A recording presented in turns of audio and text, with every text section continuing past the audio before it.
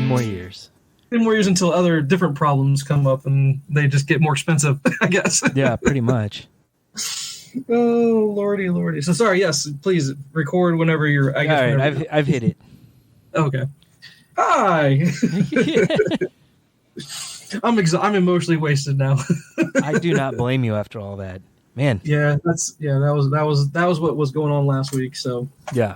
Yeah, it's been a rough summer, man. I'm ready for summer to be over. I'm ready to get back into the swing of school and get back into a good routine. Yes, I said the same thing. Yeah.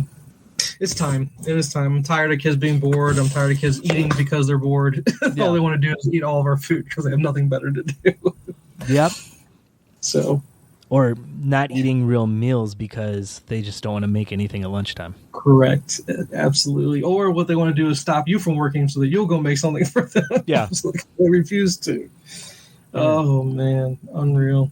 What'd you have for lunch today? A Cliff Bar, some fruit snacks, some goldfish. Sounds about right.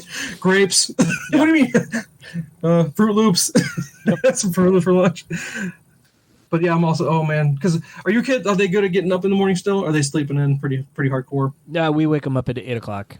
Okay, see, yeah. And then over the next couple weeks, we'll make it a little bit earlier until it's right back to normal time. Yeah. Well, what's normal time when school's around? 5, something like that? 5 or 6 for them? About 5:45. 5:45, okay. Yeah, no, for our kids.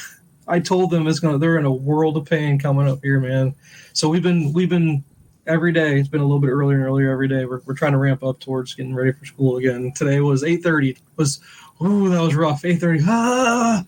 What? Why are you waking me up? I don't have anywhere to go. I was like, get up. It's time to be up.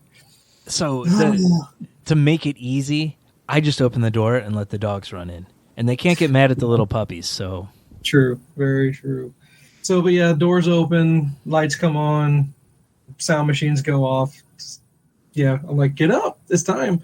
And then what they do is they get up, and then one of them sneaks back into bed, like not too much later. Yep. I was like, and of course, from working from home, I'm working and I don't pay attention to it. And I was like, no, get up. Yeah. It doesn't count if you woke up for 5 minutes, man. You gotta get up. There was one day, probably 2 weeks ago, where I forgot to wake them up, and I'm like, it's 10 o'clock, and I'm like, oh, crap, they're still in bed. Nice. Yeah. Yeah, no, trust me. Yeah, my kid, they get their days and nights mixed up every time. Whether it's break or, summer break, winter break, any break they get. It's always the same, man. Always the same. I go to bed so early and get up so early that we have set times. I'm like, you guys have to go to bed at 10 o'clock because my alarm's going off at 4. Mm-hmm. And you're keeping me up.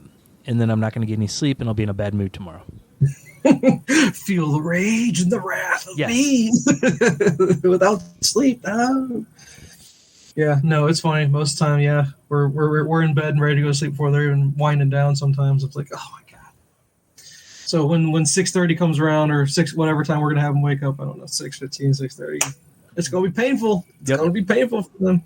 No joke. And the first few weeks are rough, and they're tired when they get home and emotional. And they don't get to eat whenever they want to eat now. So it's like, oh, I'm so starving. Yeah. Yeah, it'll be interesting. So, but yeah, I'm looking forward to it. It's time. It is time. So, but other than that, I don't know if I got anything else to really share with you as far as, drama or anything. Just going along. We finished the bathroom. Officially finished with it, so that's great. Hey. Took you a lot less time than me. Now we're no more pee-pee dances outside the door. Nice. It happened last night. I go, Brody, guess what? Me and your mom are pooping at the same time. And he goes, ew, in the same bathroom? I was like, no, you dingus. And the new one. Oh, that's awesome. Along those lines, we were calling the kids down for dinner. We kept yelling for Madeline. She was upstairs. And finally, she pulled on her phone on the toilet and called the Alexa and sent a message through it. She goes, I'm sitting on the toilet, so if you want me to come down with toilet paper in my butt still, I will. We're like, finish up.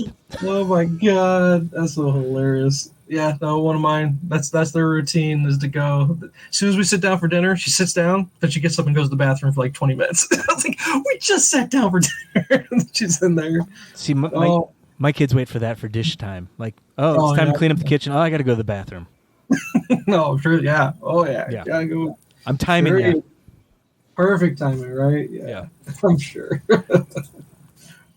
So. Hey, yeah, man, it's been a whirlwind of a summer. Summer needs to be done. I think you agree with me. Yes, very now much on so. to the good stuff. What good stuff you got for us this week? Well, we'll start off with my More Brewing Company Double Space Boots IPA. Wait a minute, it's called Double Space Boots? Yes. Wow. It's a double dry brewing. hop. Yeah, they're near Chicago. It's a very hazy, narrow gauge like beer. It's awesome. Okay. All right. Big fan. All right. So how many out of 5 pints, how many are we giving it? Oh, this is a 5. This is like not as good as OJ Run, but close. Oh, okay. Dang. All right. And it's from narrow gauge? No, this is from you said more. More yeah, brewing. More Brewing. Yeah, it's equivalent to narrow gauge probably. Oh, equivalent. I'm sorry. Equivalent to it. All right. Yeah. So and where they located out of? Near Chicago. Let's see. Okay. This was one I got when I went over to drop Will off in Illinois. Huntley, Illinois. Mm-hmm. Oh, I remember that horror story. Yes. Oh, it was a bad storm or something like that, right? Yeah. A tornado just ahead of us, apparently. Oh my god, that's a story for the ages right there. That's unbelievable to me. Oh my god. And I didn't even stop for beer on that trip. I picked the beer up on the way when I was dropping them off. That was picking them up that took 12 hours for a 5-hour car ride. I didn't even live the experience, but I still feel the pain. Yeah. Oh no. So, all right. So that's a strong score there, man. It is. It's a really good beer. I'm a big fan of it. I want to get more of their stuff to try it. I like that name. That's a cool name. Double Space Boots. All right. Yep. So, we've been teasing for a few weeks that we have this best of TV show list. Do you still have it? I have to see if I have it. How did I send it to you? How did I send it to you? It was on text here. I'll text it right back to you. Okay, text it back to me because otherwise I'll have to scroll forever to find it. So looking at the list, it's a ranking of the best TV shows of all time, and it's like a cumulative list of IMDb, Rotten Tomatoes. Trying to see what some of these other ones are. So it's got critics and viewers from Rotten Tomatoes, Metacritic scores. Okay. Yeah, okay, I remember this thing. Yeah. Okay, it's got everything on there. Yeah, it's got everything. And then it gives them like an average overall. Yeah, the overall score from all these different rating systems. Yes. Yeah. I thought this was interesting because I think some of these things are on there that are just too recent and they haven't had enough time to cook. Yeah. I may say it that way. Or there's even new stuff that has come out that should be on here at this point.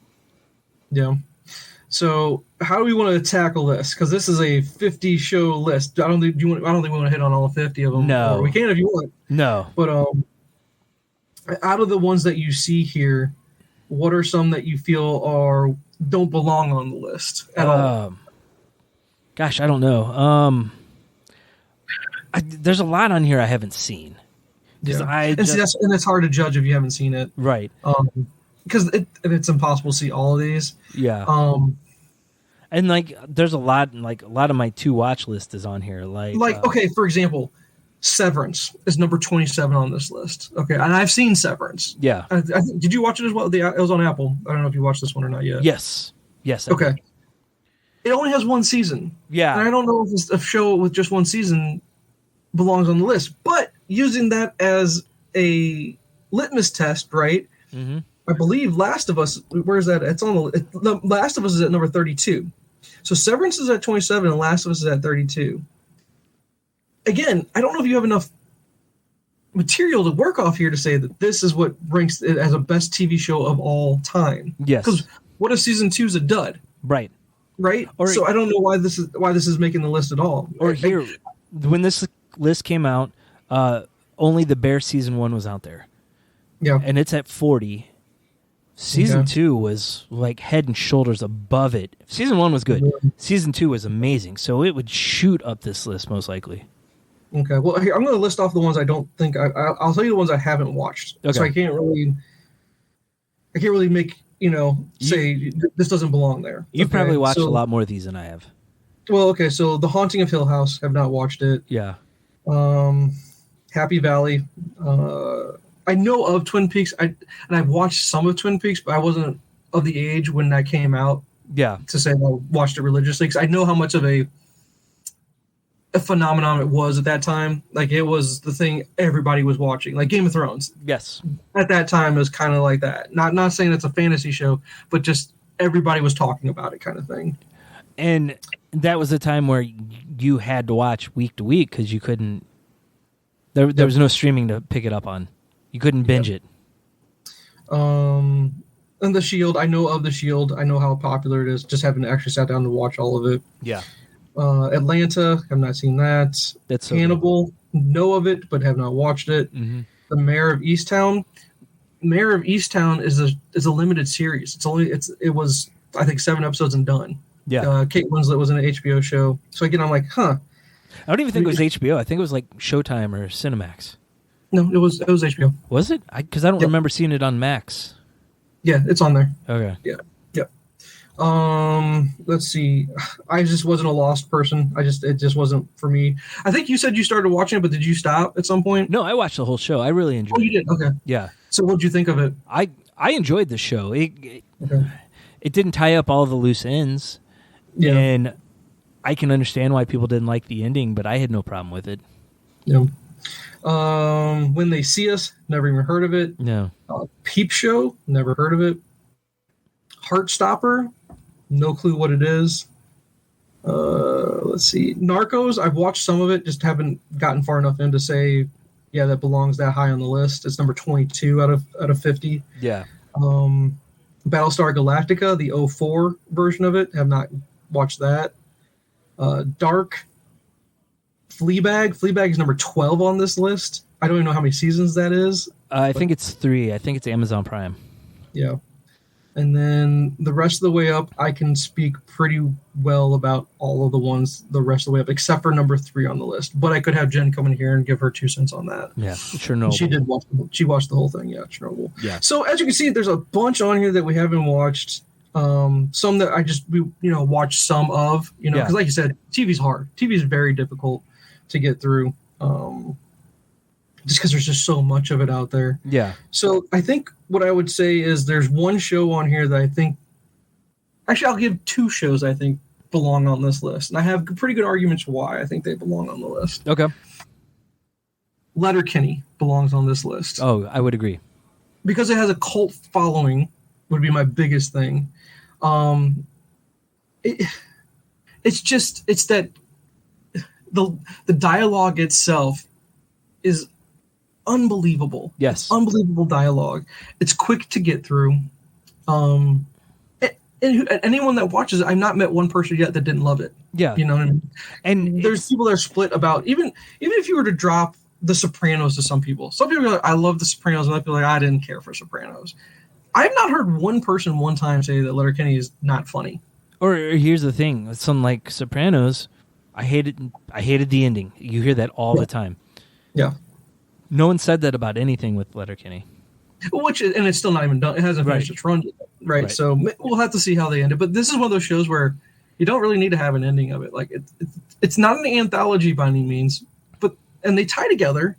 But if it were just to stop, yeah, it would be fine. Yeah. Actually, I have 2. I'm sorry, 2 more beyond that. Okay. The other one would be What We Do in the Shadows. I don't know if you've done it. No, I have not I've not gotten in the show yet. I've watched the movie. Yeah, but the TV show it's right up there. It's a brilliant comedy. It's brilliant. Yeah. It's so good. If The Office is on this list, What We Do in the Shadows would belong on this list as well. I agree. And one of the last ones I'll throw out there is Schitt's Creek. I think Schitt's Creek would definitely belong on this list. It could easily replace some of these ones that are less well known. Yes. I've only watched that. I've only watched a few episodes. Aaron, blew past me on it, so I don't Oh think she yeah, ever finished it either. it's one of those shows that it took a few. You got to work through it. Yeah. You know, I call that the Wire treatment, where if you don't get through the first few episodes and just power through the first few episodes of The Wire, you're like, this is just not for me. Yeah. But once you do power through and you start diving into it, you're like, whoa, I get it now. Yeah. You know, one of those kind. So, again, of the ones I haven't watched, I would probably say you could probably replace all those. I really do. And one you didn't mention, Silicon Valley. Absolutely. Wow, good call. Yeah. Maybe Dexter, but maybe it doesn't make the list because of the ending. You know, almost the second half of the show. Yeah, because once they got past, but talk about four, I guess, four brilliant seasons of television. At I least just don't understand why that would make it. Yeah, because like Line of Duty. Have you ever even heard of Line of Duty? Yeah, I have. What is that? Do you have any clue what it is? No clue. See, that's what I'm saying. I don't have no idea. And this is going to be shocking because of our type of podcast that we do, but The Mandalorian, if it weren't on the list, I'd be okay with that. Yeah. If on the list, I'm okay with that. You know what I mean? Maybe not that high. It's great. It's a cultural phenomenon in regards to everyone loves Baby Yoda. It's fun. It's the best Star Wars show that we've gotten. I don't know.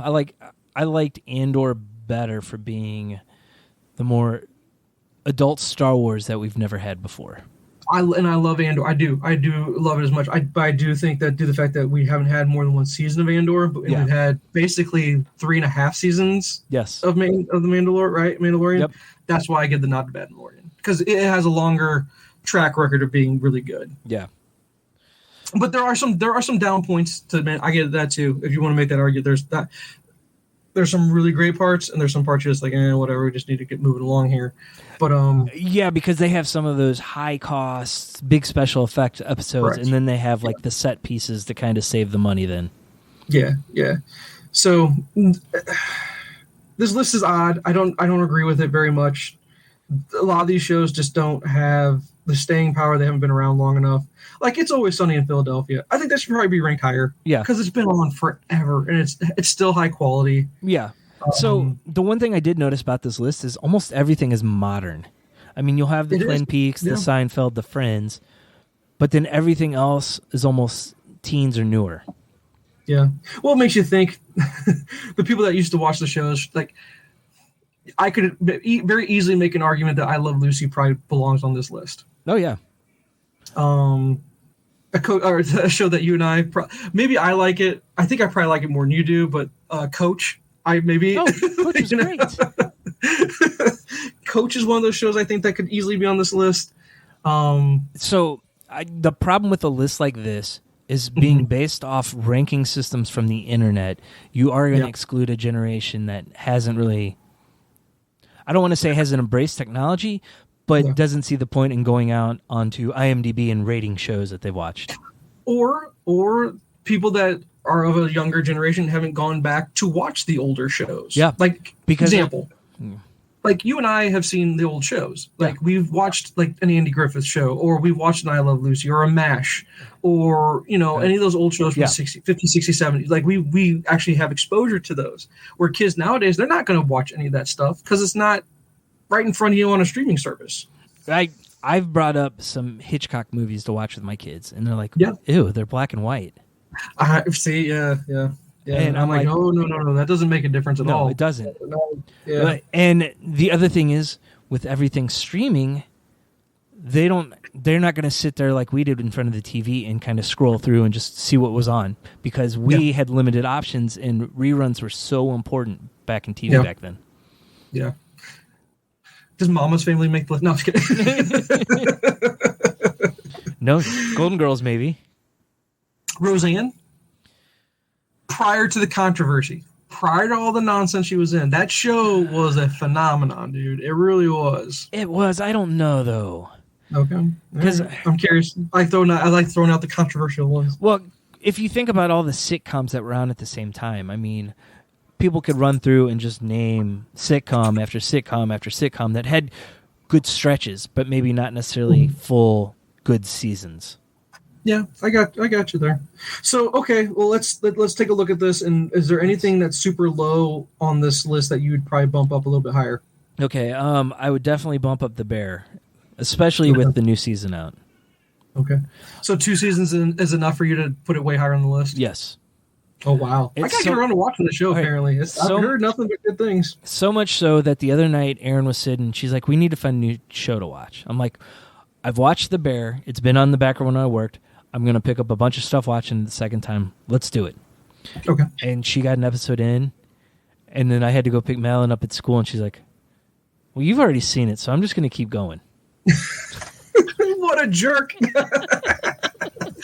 Okay, wait. We were in this together. Yeah. You're just leaving me behind.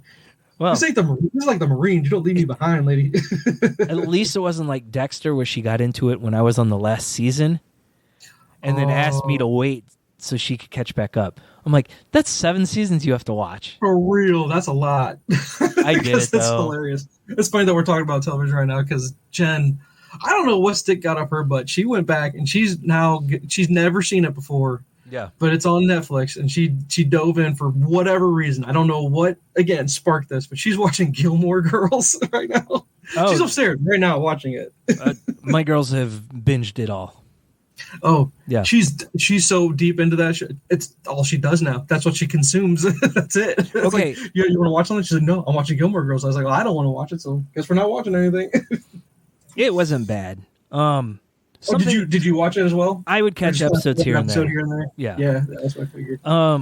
Here you go. Something that's missing from the list that I didn't notice until just now when we were talking about it. Ted Lasso. Wow, good call. And that's done. Well, in theory, it should be done. I think if they come back with it all, if he's not in it, then it's got to be a spinoff of some kind. Yeah, But yeah, no, I agree with you. What would you say? Okay. Looking at the top 10, which we haven't really talked much about it, is there anything in the top 10 that you would knock out of its place and put Lasso in place of it? Probably, but I mean, I've seen 1, 2, 3, 4. I've only seen all of 4 of these series. Okay. And I'm right there with you as far as like, okay, my blind spots are Peaky Blinders, haven't seen it. Yeah. Sherlock, I have, but I've not watched it religiously. It's like one of those where I'll watch... Yeah, because that's that weird BBC stuff where like a season's like 3 episodes or something like that. Yeah, I've watched it and it's good. It's really good. But I don't know if I consider it top 10. Stranger Things, I kicked that out of the top 10 so fast it's not even funny. I don't think it's a top 10 show whatsoever. I think it's a great show. Yeah, I don't know if I could classify it as a top 10 though. Yep. Better Call Saul. I love Better Call Saul. But if it were to be kicked out of the top 10, it wouldn't break my heart. You know, I think it's a very enjoyable show, but it's not Breaking Bad. I've not started it yet. I really want to watch it though, so it's on my list to do now that it's over. Yeah, and then The Wire, Band of Brothers, and The Sopranos. You could flip flop those in whatever order in the top 10. I would go. That's fine. I have no issue with it. Those are all very worthy of being in the top 10. So I agree. Although I'd rank The Wire above Sopranos. I think The Wire is superior to Sopranos. I have not finished Sopranos. I need to go back and do it, and I haven't watched Band of Brothers. See, I think with Sopranos, it might require a rewatch from the very beginning, and that's a big commitment. That's probably what I would do if I got around to it too. Chernobyl, I have not watched it, but Jen told me how amazing it was. I just need to sit down and get through it. This will be the interesting one. Yeah. Okay. So this is the top 2 are the most interesting because you could debate a lot of it, whether they belong there or whether the one doesn't belong in the top 10 at all. Yeah. So okay, number 2 is Game of Thrones, which would be the one that you could argue doesn't deserve to be there because of how it ended. Correct. I am of the opinion that you don't just throw away, because I think it was 7 seasons, right? If I remember correctly. Yes. Actually, it was 7 seasons because the last 2 were not based on books; they were based on outlines from George R. R. Martin. So I'm not going to throw away 6 amazing seasons of television just because it didn't land. You know what I mean? I don't think not hitting the landing negates by far one of the most globally beloved TV shows of all time. But I could understand an argument to not put it in there because it just ended so funky. I agree with you. It ended funky. It really did. They just didn't land it. So I would think my personal ranking, it probably wouldn't be number 2, but it would still be in the top 10. Okay. And then last but not least, Breaking Bad. Do you agree with Breaking Bad being the number 1 show of all time? Probably. I mean, just going through this list, I can't see anything on this list that would bump it. I have no qualms about it. I can see every argument from every which way. It's one of the best characters. But I guess every time we talk about Breaking Bad, I always feel like I'm always on the outside, and people always wanted to say how horrible of a person I am. That I think Walter White was the hero instead of the villain. I really do, because I think I look at it just from I think we've talked about this plenty of times before. He was just trying to help his family. Yeah. That's it. And I go, as a father, I'd do the same thing. If I knew I was going to die and I had to make money for my family to be taken care of, I'm going to do whatever. I'm going to break all the laws. I don't care. Yeah. So I guess that makes me a bad person in some ways, I guess. Nah, I don't understand how, but okay. So yeah. Other things from this list that might make the top 10. I'm a huge Battlestar Galactica fan. I love that show. So that would probably be in the top 10. Where'd that land? That's at 19. So you think that's a top 10? I think so. For me, it is. Okay. And I can. Okay, well, here, let's do this. I say we can easily knock out Chernobyl, Stranger Things, and Sherlock for sure. And I don't know if I want to knock out Peaky Blinders because I've been told how amazing Peaky Blinders is.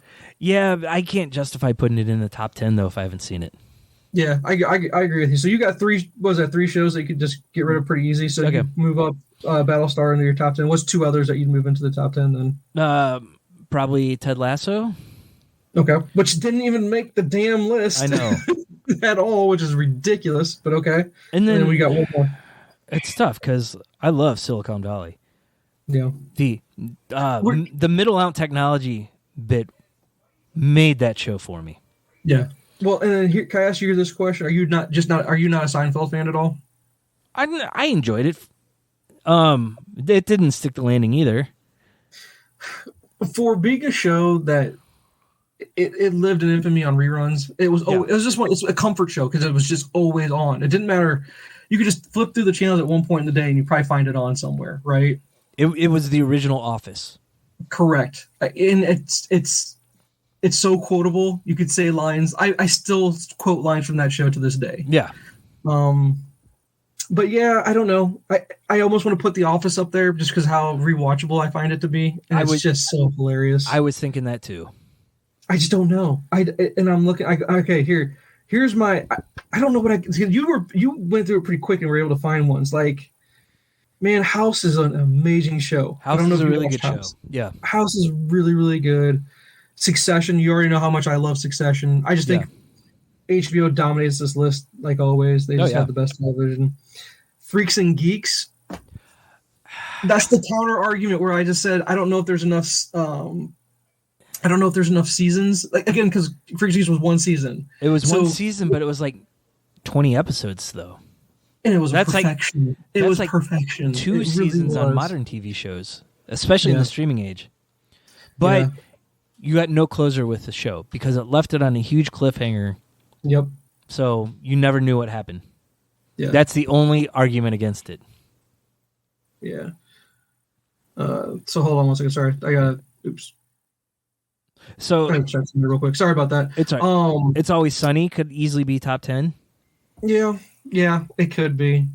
Mindhunter, I cannot rave enough about Mindhunter. It's a glorious show, and it's just a shame they're not going to go the full distance with it because I think they would have gone the full distance with it. Whew, man, I think it'd be top 10 easily. Yeah, easily could be a top 10 show. I think another season. Have you watched Mad Men? I've not seen Mad Men. Oh, crap! Did yours just go off too? Yep. Okay, sorry. Amber alert, everybody. Good Lord. And actually, I'm surrounded by it because all my work stuff goes off too. Oh, really? Oh, wow. So 3 tablets, a handheld device. Oh my gosh. So here, let's take a look here. I have not seen Mad Men. It's another one that I want to watch. I just haven't gone back to it. That's a you and Aaron need to watch that. That's a good couple show to watch. Okay. It's good. It's super good. There's something else I was looking at that. If give The Bear another season and see what happens. Yeah. That could easily be top 10. See, Deadwood's a soft spot for me because of I just love westerns, and it's so good. It's so good. Oh my god, it's amazing. And then I'd have to drop down. I'm good with True Detective being really far down on the list because of how bad the second season was. The first season being almost perfection of a great first season, and then the second one was just a dookie. It was not good. I never watched the second season. I never went back to it after the first because I would say just skip it and go to the third. Skip it and go to the third season. I haven't even watched the third season yet, and I heard that it's okay, so I'm not really in a rush to watch the third season either. Yeah. Atlanta could be close for me. Atlanta's pretty good. So that's worth a watch. How many seasons is that though? 4 maybe. Okay, that wouldn't be too hard to get through. And I think they're only half-an-hour episodes. Okay. And then I'd have to drop all the way down to the last two, The Americans and Justified. God, The Americans is so good. I would so hard. That's a great show, but I don't know if you could watch it in the background kind of thing. I think you need to pay attention. You got to pay attention kind of show. But Justified is just badass. That one you could probably watch in the background. If you just want to watch something badass, that's what I'd say. I've been thinking about it since they brought it back. Yeah. Oh yeah, I forgot they were doing the whole something. Just I don't remember what it's called. It's Justified like something. Yeah. So here's one. Ted Lasso. I think we both agreed Ted Lasso. Is Ted Lasso top 3? Ooh. We could easily replace Ted Lasso with Chernobyl and take Chernobyl out of it altogether. Yeah. But then if you're going to put Ted Lasso up there, what do you do about Shrinking? Which is not on the list. It came out after the fact. Only one season. True. And then Mythic Quest. Mythic Quest is awesome. It's a great comedy, but it's not on the level of The Office, though, I don't think. No, but I mean, at the back end of this list. There. I'm trying to think of what else I'd take out of here. I need to get around to Peaky Blinders. I really do. Yeah. The fact that Yellowstone didn't make the list kind of shocks me. Yeah. I don't know. Now, mind you,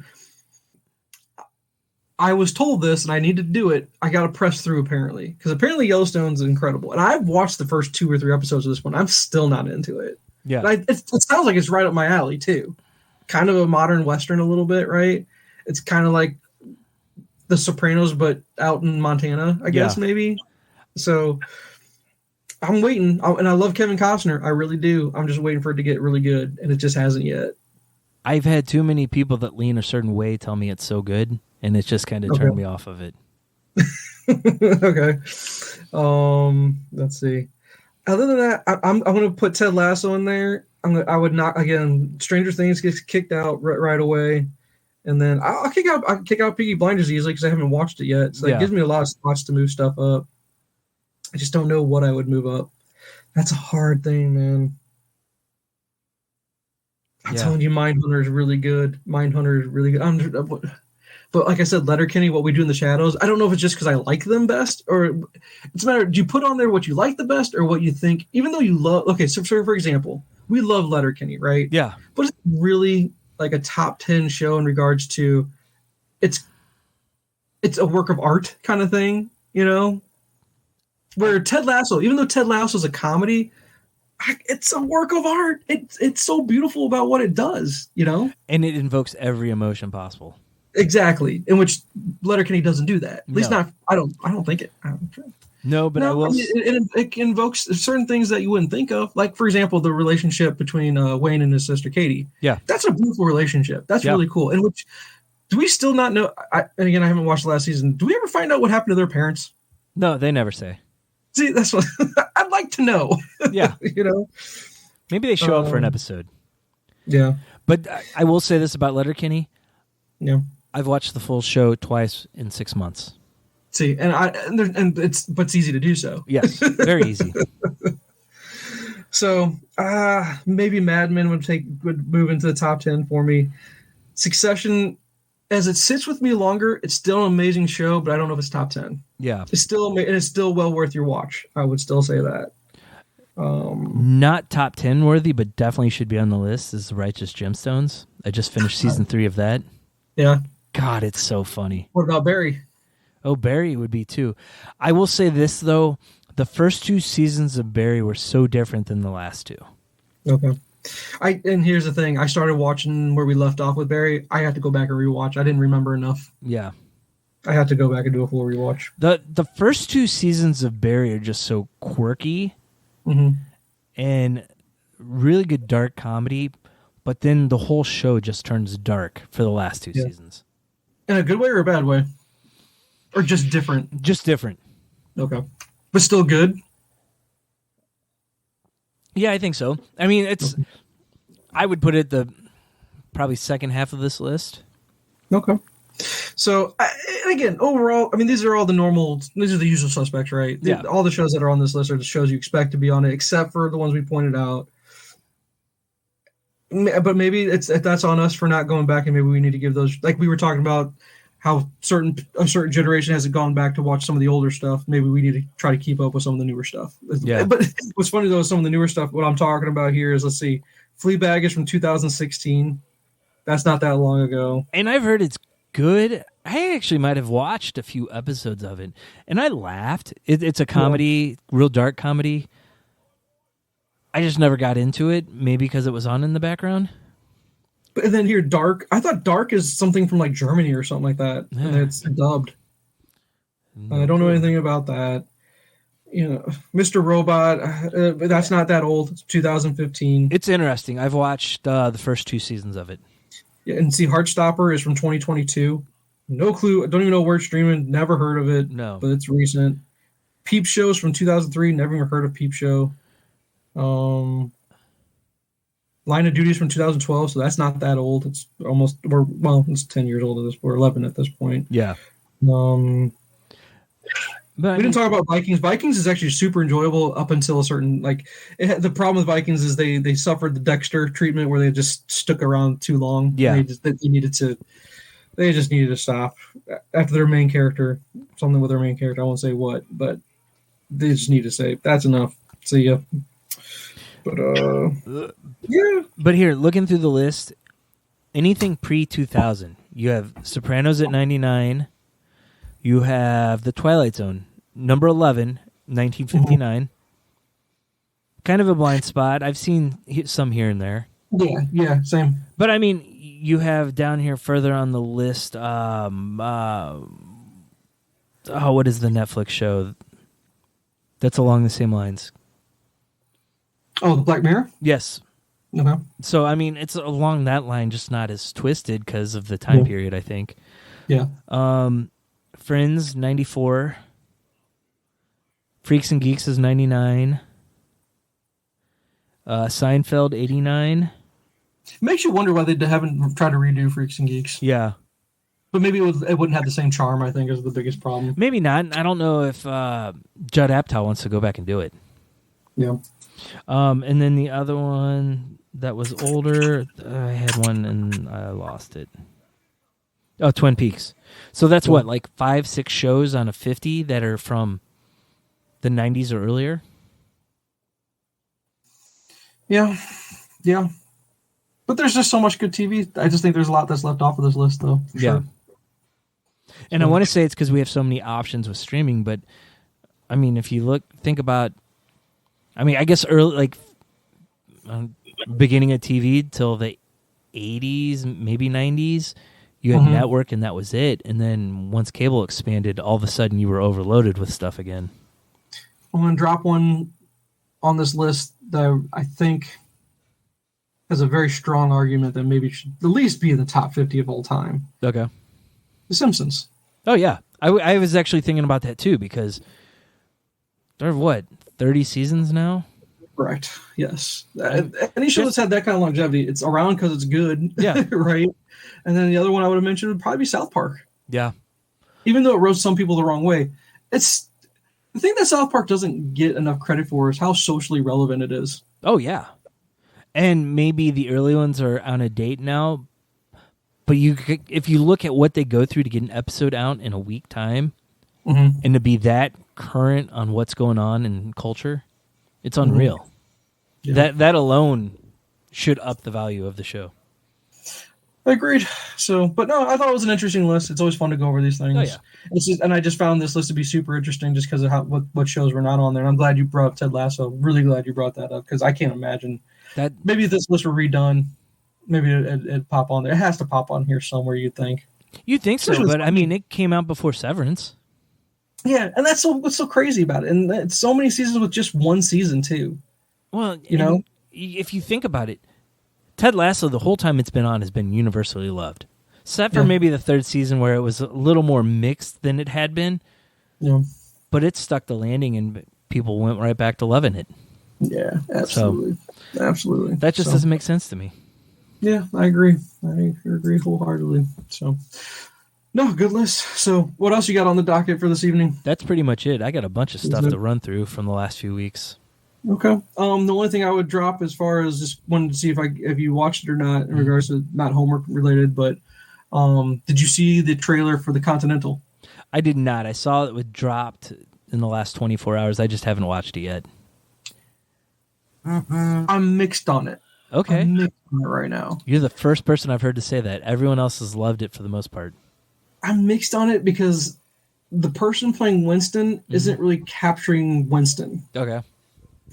I'm sure Mel Gibson being in it is kind of a little controversial a little bit as well.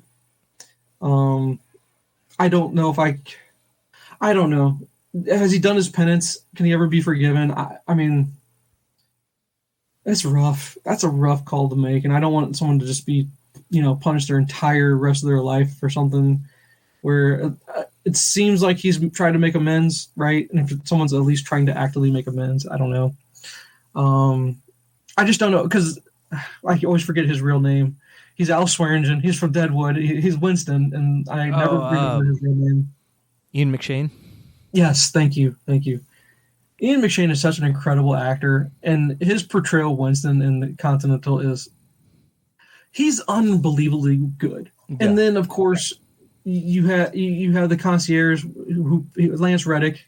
Yeah, he passed away, and the guy I think they're trying to portray as the Lance Reddick character, and I can't remember his name in the movies, but I don't know if he's fitting the role. And I just I have Winston sounds a certain way in my mind. Yeah, the way they're portraying him in the show, it doesn't sound the same. And I think that's the thing I'm nitpicking at the most.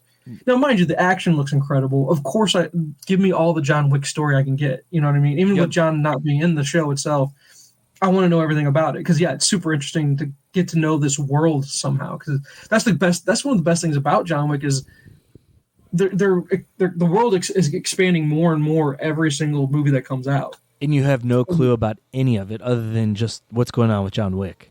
Yeah, and so they're giving you glimpses, very small glimpses of what the world is about. Okay, so here's what I think of it like Star Wars. Yeah. All the Star Wars movies have dealt with the Skywalker saga, where there's this whole galaxy of other things going on. True. Yeah. Yeah, and then that was the other trailer I was going to have you talk about. Well, not the trailer. Oh, they're hyping it up because it's coming out soon. The Ahsoka show is coming out really soon. Yeah, I've stopped watching trailers and stuff for it. Yeah. Now, mind you, I did watch a YouTube clip, or I think it was a YouTube clip yesterday, saying everything you need to know about Ahsoka before you watch the show, kind of thing. Yeah. It was a nice little recap. I enjoyed that. It was actually really well done, and her character is so deep and it's so rich. I know, and the character started out so bad and annoying. Oh, really? In the early Clone Wars stuff. And she never bothered me from the get, to be honest with you. I didn't really have anything negative. But when you look at the whole character arc, though, it's just amazing. Yeah. No, and I agree. I love it. The relationship between her and Anakin, I think he's going to show up, right? I think Hayden Christensen's coming back for the show. I heard he was, but it would have to be flashbacks because this is all post Return of the Jedi. Yeah, no, you're right. So I'm looking forward to it. It's fun because I finished Rebels finally at one point, right? I told you about that a while back. So I'm caught up on that. I can't wait to see. It's great. I can't wait. I'm really looking forward to it. 2 episodes in the first week. Yeah. Yeah, 2 episodes, correct, that drop. And the other thing we haven't talked about is Secret Invasion. I've only seen the first 2 episodes. Me too. And I'm not in a rush to go watch more because it just didn't pull me in. Yeah. And that has to go with the fact that Bob Iger released some comments in regards to Disney, just basically blasting Star Wars and Marvel for just basically oversaturating the market. Yeah. And in some ways, I almost kind of agree with them. Yeah, but at the same time, they're a giant corporation. They want to make as much money as possible, and anything with Marvel or Star Wars on it will make it. Well, I agree. Yes, absolutely. You're not wrong. It's just a lot of that was done when he left. A lot of this was when he stepped down. And then when they brought him back because of how poorly everything's been performed, because I've heard a lot about in regards to, how there's Hulu, Disney, and ESPN all bundled together. Yeah. Apparently ESPN is just hemorrhaging money right now. They're losing money. Oh, yeah. Right. They laid off a ton of people recently, too. Yeah. So, and then Disney hasn't been performing well in the theater, and he's blaming, he was blaming the streaming service and trying to join the streaming wars instead of just Disney being Disney. Because what's funny is I was like, this is the guy that got Disney to, be what the monster it is now. He was in charge for the majority of that. So I kind of go, he kind of knows what he's talking about. Yeah. And as soon as all they did was keep going back to the well with the live action remakes, and then the Pixar stuff just hasn't been up to the level it once was. Yeah. A lot more misses than hits. And a lot of that, again, whether it's political or not, then that's what I go, the news is politicizing stuff that it doesn't really need to. Because when you go see what was the big, everyone's up in arms about whatever, you go, yeah, I watched it. It was not a big deal. Yeah. It wasn't, it was blown way out of proportion. Right. Yep. And I wonder if that's playing into it, is just a lot of people just doing that. But then again, on some other things, as far as quality goes, I agree with them on that too. Because I'll use Lightyear as that example. Blown way out of proportion. So far out of proportion about that. Yeah. But the quality of the movie just wasn't that great. It really wasn't. Even though it had the King of the Nerds in it, as we crowned him last week. He's still King of the Nerds. I'm not mad at it. He was fine. Actually, Chris Evans was very enjoyable he was great as the voice actor. It just was story. It just wasn't that captivating. And that, to circle this all back to where we began with, was just, I don't feel oversaturated by Marvel. I want to enjoy it. It just didn't do anything for me. Yeah. I'm going to go back. I have to finish it because now it's getting spoiled. It's hard to not run into spoilers every now and then about what's happening with it. But I'll still watch it. Yeah, it's just sad. I was really, really looking forward to it, and it just didn't do it. It just didn't do a damn thing. So I like the MCU stuff. I have no problem with when they deviate from the stories. Mm-hmm. It's worked out so far. Just based off the 2 episodes, though, it didn't feel like this one was working. Where if they would have stuck maybe a little closer to the comic, right off the bat, give us a bigger reveal than Martin Freeman's character. Like I wanted somebody big to be revealed as a Skrull. Yeah, I hear you. Because I mean, if you look back in Secret Invasion, and even before that, Wolverine was a Skrull in the X-Men. They found that before Secret Invasion and tied it all in. Mockingbird disappeared forever. They thought she was dead. Well, it was a Skrull that died. She was still around. Wasn't Mr. Fantastic a Skrull in the story?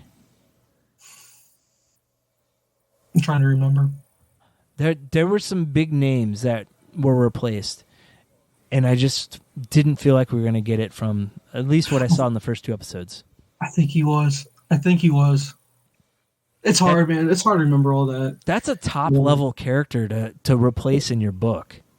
Yeah, and when you don't have that, I don't know. It just felt like it was going to be a letdown. Yeah. So, yeah, I don't know what to make of it. Does it lessen your excitement for Loki? No. Have they made a decision about? I haven't seen anything. Have you about Jonathan? I haven't seen anything. I think they're probably going to let it blow over and just. I think that's exactly what they're going to do, because I haven't heard anything in the news about it at all. It ties to the bigger picture of what's coming in Marvel, so I'm excited about that. Okay. Yeah. No, me too.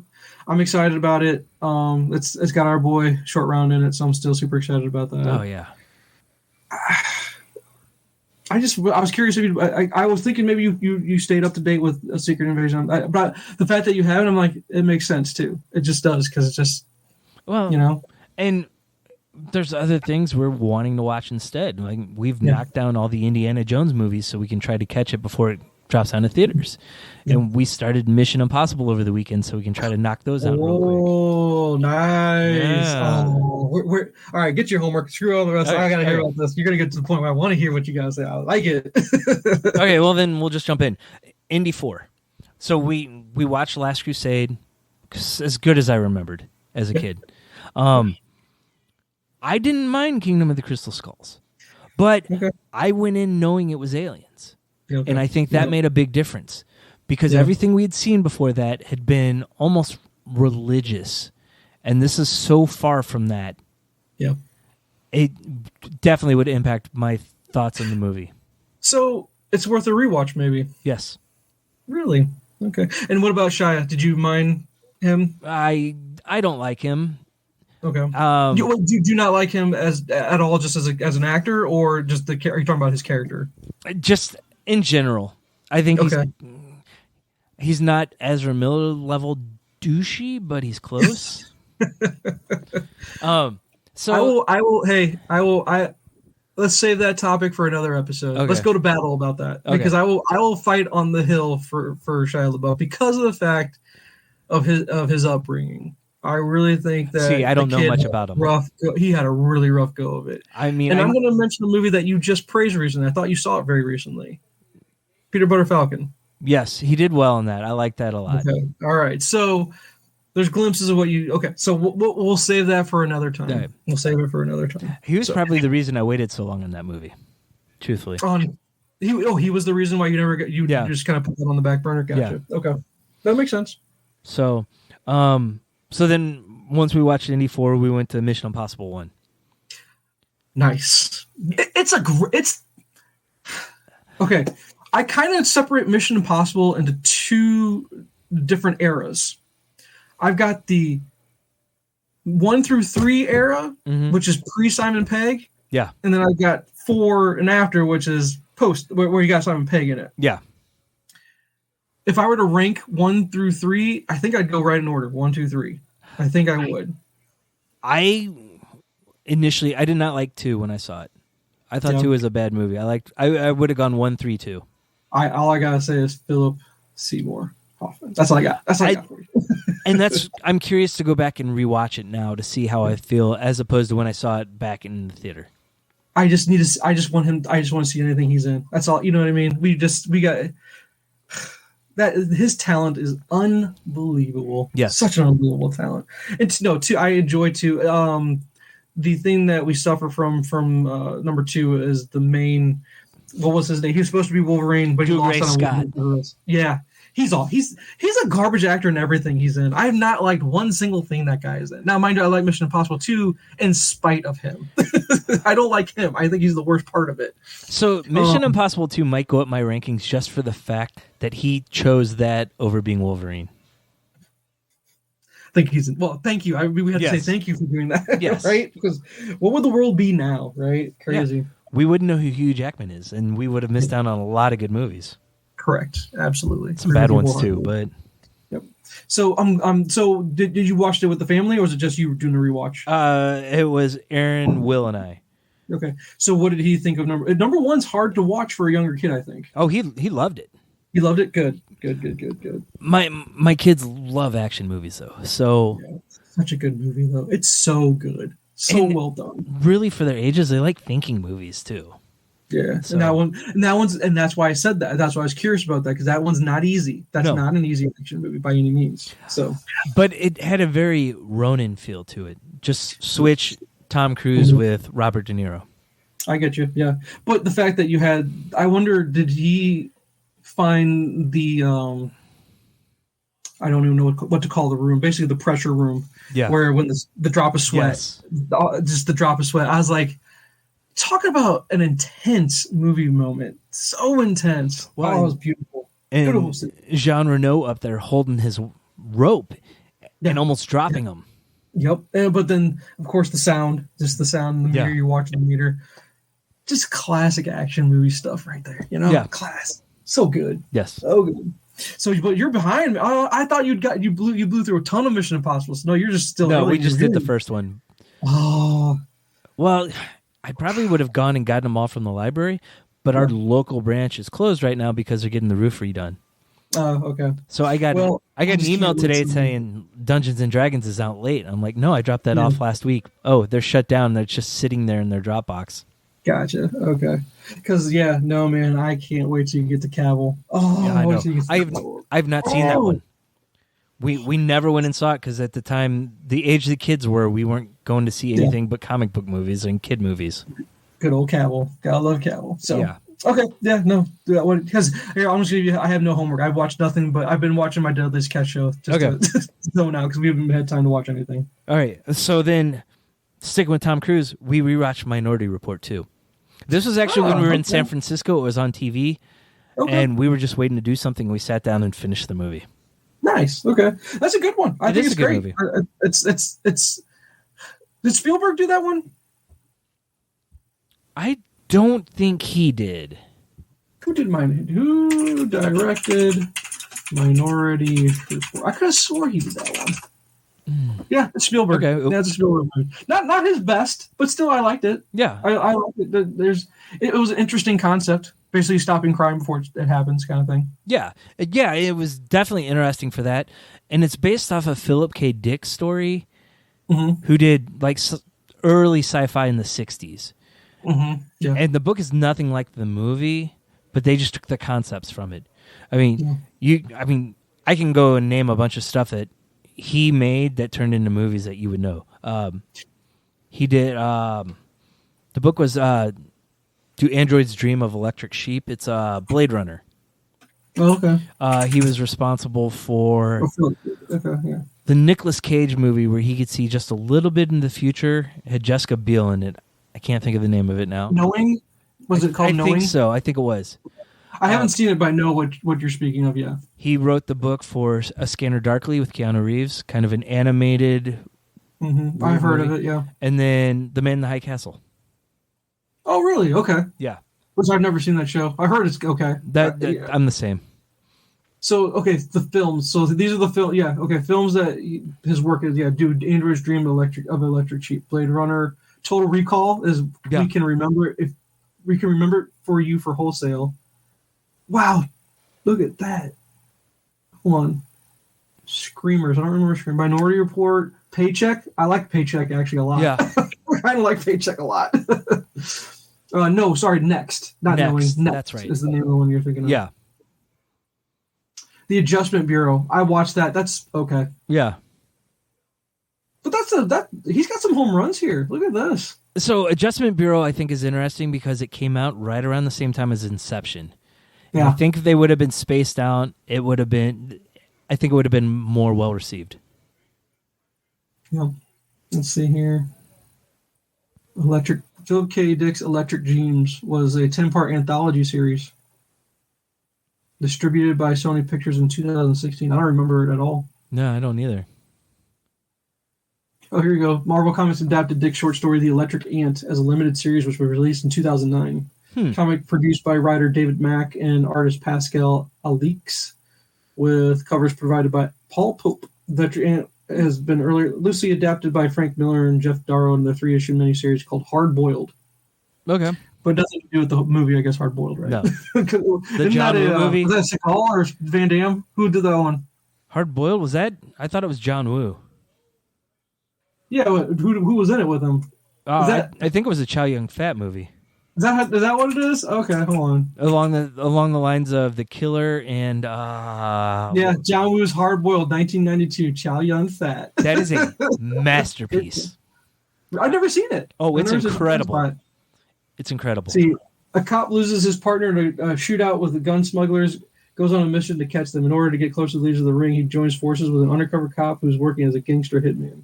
They use all the means of excessive force to find them. So I'm going to assume that he did it. This was probably one that he did overseas, and he kind of just readapted it for American audiences. Yeah, it was made overseas, and they just dubbed it and brought it over here. Oh, is that what they did? Yeah. Okay. It's so good. Like, John Woo films have inspired the Wu-Tang Clan.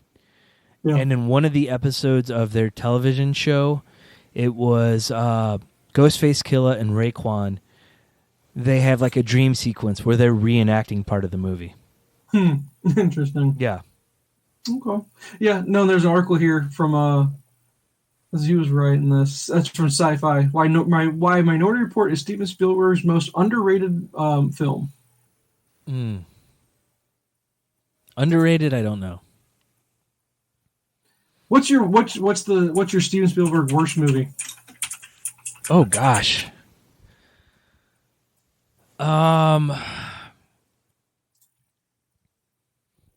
don't know off the top of my head. Well, see, the problem is they list movies I think he just either wrote or produced on this list as well. So, I don't want to say it's his worst, because I actually enjoyed the movie, but it just was very uneven, especially towards the end. But AI. I knew you were going to say that. I knew everyone hated that movie's garbage. No, I like the movie, and I think part of the reason I like the movie though is it was a Stanley Kubrick movie for the first 2/3 of it. Yeah. Sorry, Amber Alert. The child is still missing. Still missing, yeah. All right, so hold on. Here we go. Let me look here. Maybe this is for another episode, but I'm just looking here real quick. Just out of the big ones. I'm not going to include the stuff from the 60s we've never seen, which are a lot of short films. All right. Hold on. I'm just looking through. Give me 1 second. I just want to see if I can argue something else that's even worse than AI. I've got him pulled up, so I'll just run through the recent stuff. Oh, remake a West Side Story. I never saw it. If it's a shot-for-shot original, like of the original, I probably wouldn't be very happy with it. Yeah. Is that what he did? I don't know. I never saw it. Okay. Ready Player One.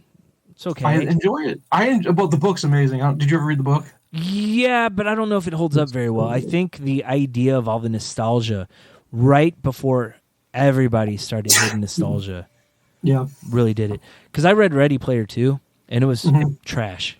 I heard it's really bad. It's bad. It's not good. That makes me sad. Yeah. He did BFG. Never saw that. That was Ronald Dole. Yep. Bridge of Spies. Never saw. It's pretty good. Lincoln. Never saw. Great movie. Warhorse. Never saw. I haven't seen it. Yeah. Adventures of Tintin. I've heard mixed on that. Okay. Oh, here you go. Indiana Jones and the Kingdom of the Crystal Skulls. I still would say AI is worse than that. Yeah. Munich I never saw. War of the Worlds. It's good. It's okay. Yeah. I never saw The Terminal. Because that's one with Tom Hanks, right? Yes. Terminal was good. I like that a lot. Okay. I need to get that's a blind spot. Catch Me If You Can was really good. Yep. Minority Report was good. Mm-hmm. I mean, I liked AI for what it was. And I look at it as a Kubrick movie that he finished.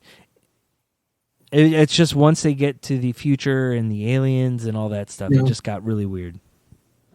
All right, Saving Private Ryan, masterpiece. Mm-hmm. Amistad, really good. Mm-hmm. Oh, here you go. The Lost World, Jurassic Park. I know AI's the worst. Down the wrong audience. I know. That might be it for me. I didn't care for that movie at all. Yeah. Schindler's List. Masterpiece. Yeah. Even though it's hard to get through. Yeah. Jurassic Park, incredible. Mm-hmm. Hook. Good movie. Say what you will. That's a good movie. It is. That is a good movie. Always. Richard Dreyfuss, John Goodman. Yeah. That's a good movie. It's good. Yep. Indiana Jones and the Last Crusade, good movie. Did you see Empire of the Sun? Yes, I love Empire of the Sun. Is that the one where Christian Bale's a kid? Yes. Jen just got him. Was you that talked to me about recently, or was it Jen? Yeah, I watched it a couple months ago. Okay. Because it was going off HBO Max. Okay. John Malkovich is in that too. Okay. Color Purple, never saw it. Good. So good. Yeah, that's a blind spot you should fill in. It's really, really good. I'm skipping some of these smaller ones, like Amazing Stories and Strokes of Genius. I don't know. Yep. Temple of Doom, incredible. Yep. Twilight Zone, the movie, never saw it. Me either. E.T., incredible. Yep. Raiders, incredible. Yep. Never saw 1941. Me either. I need to, but I've heard it's not very good. I've heard the same. Yeah. You're right. Close Encounters is really good. Blind spot. Mm. Should I go back and fill it in? You should. Okay. Jaws. Don't need to say anything. Don't even need to say a word. And then there was a Reddit post that goes like, "Hey, what's your comfort movie and how many times have you seen it?" I couldn't even list. I had to be triple digits. I have to be at this point, very easily. Do you think you've hit a triple digits on any movie? I don't think so, because when I do comfort movies, I kind of jump around, and it depends on what my mood is. Yeah. But like maybe if you total Kevin Smith movies. Yeah. Oh, if you put all count them as one. Yeah. Yeah. I hear you. Yeah. Because for sure, easy. Because I'd be like, oh, I want to watch something I've seen before that I like. Mm-hmm. I watched Clerks last time. I'll go to Mallrats now. Yeah. So. But you said Lincoln was a blind spot for you? Yeah, I never saw Lincoln. It was just at that time where the kids. Yeah. No, fill it in, man. That's a good one. I really need to. Yeah. And I can tell you that Brody watched War Horse at school last year. Okay. Thumbs up on that one. He liked it. All right, so we'll stick with Spielberg. The Fabelmans. I love the Fabelmans. How good was the Fabelmans? Oh, it's so good. It's amazing to me. I'm so happy that we still get movies like this, because it's very easy in today's day and age that they just wouldn't make that anymore, because it's not a movie maker. It probably didn't cost very much to make, and I don't think it made any money, but thank God it still got made. So even if you get someone like Judd Apatow who wants to do his life story, I don't think they're going to pick it up, because first off, comedies aren't doing anything in the box office anymore. Not right now. Yeah. But just, I don't think people are necessarily into that.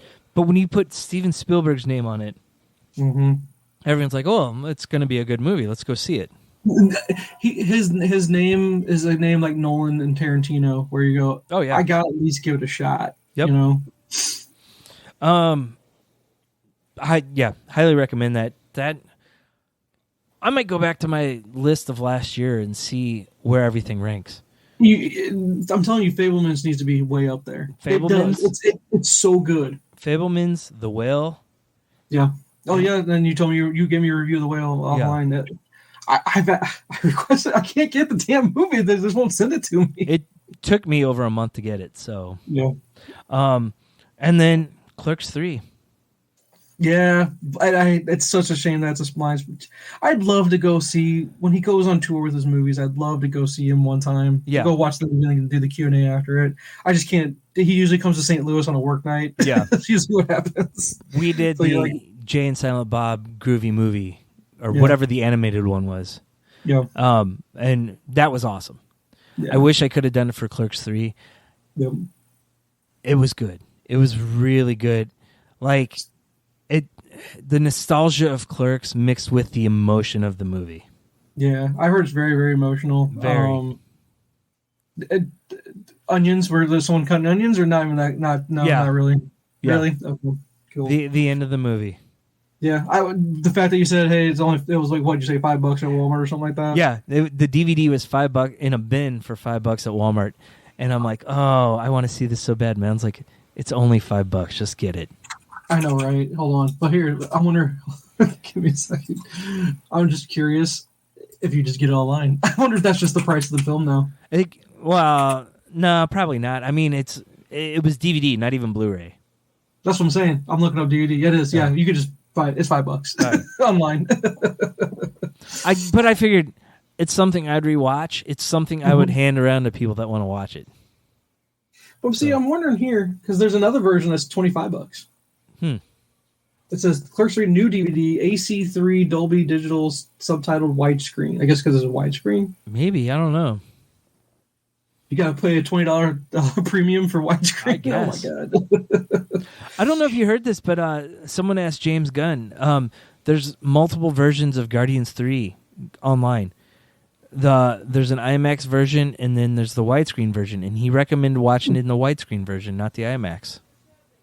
I can see that. Yeah, I can see that. Look, widescreen was a hot thing there for a minute there. I used to get everything in widescreen. Yep. So, but no, I'm looking forward to it. If you had to, like, where do you rank Clerks 3? Do you just go 1, 2, 3, 1, 3, 2? What do you do? I'd probably go 1, 3, 2. That's what I figure. Two, but I love two. Two is good. Two is so great. Yeah. This was a lot different than the other two. Yeah. You could tell this was the post-heart attack movie. Yeah. It was like I'm so thankful I'm still able to do this. I get that. Yeah, I can see that. And then, what do you think about Zack and Miri? Where's that rank on your? Does that give you? Do you hate it? Do you like it? Are you indifferent about it? I like it. I mean, the Jay and Silent Bob stuff, it just ranked higher. Probably just because it all ties together and it's just this whole universe. Yeah, and Zack and Miri just kind of sits on the outside. Yeah, you know? And it's fun and it's got quotable lines and great cast. Yeah, but just a notch below the rest of them. It just feels a little out of place, I guess, is the best way to say it. I don't even know if I'd go with that because I would say that would be the last regular movie he made. Because then after that, it went weird, and then it's back to Jay and Silent Bob. Yeah, but I think we're gonna. I thought I heard a rumor about Tusk. Did he say something about Tusk 2 at some point? He's talking about it. Okay. Okay. I don't even mind Tusk. I don't mind it. I hate weird AI movie. more than that. No, I don't mind Tusk. I really don't. I think there's things to enjoy about it. I really do. So. All right. Next one on my list. I mentioned it last week as a blind spot. Dunkirk. Oh, I'm not a fan. I don't like it. It's okay. Yeah. It felt confusing at times because there's not much dialogue in it. And if you're not paying attention, it's hard to follow. Yeah, I can agree with you. I think the fact that you don't get the theater experience, which is what I think he wanted you to have with that film, experience in IMAX. Yeah, he wants that with all of his movies. But if you're sitting there watching, the way they jump from scene to scene so quickly sometimes, it was disorienting and it was hard to follow. Because I couldn't tell where all the boats were picking up people as the planes were flying by, because it's jumping from one, and then 2 seconds later it's jumping to the next scene, and jumping to the next scene 2 seconds later, and it's like trying to figure out what is going on in this actual scene. Is this all happening in the same place, or is it multiple places that he's just kind of cutting back and forth to?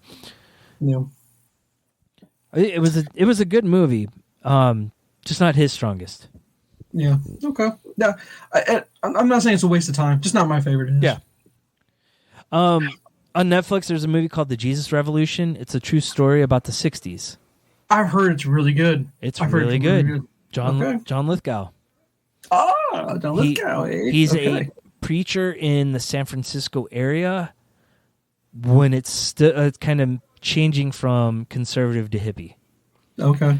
And he's at a small church, and he welcomes a hippie in, and it causes turmoil because these old school Christians can't adapt to this long hair hippie style.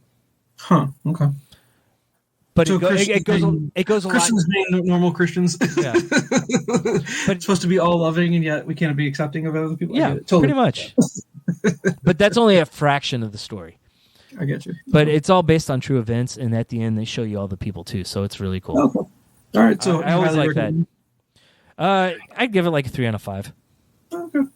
Not a waste of time then. No. Okay. And then probably one of my favorite things I watched, Untold, Johnny Football.